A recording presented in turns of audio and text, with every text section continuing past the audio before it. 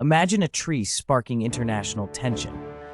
In 1976, at the height of Cold War hostilities, a poplar tree in the Korean demilitarized zone became the center of a dangerous standoff between North Korea and the United States. Known as Operation Paul Bunyan, the U.S. launched a massive show of force in response to the killing of 2 American soldiers by North Korean forces. The soldiers had been trimming the tree to improve line of sight.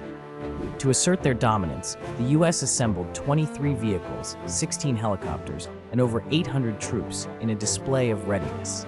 The mission cut down the tree completely.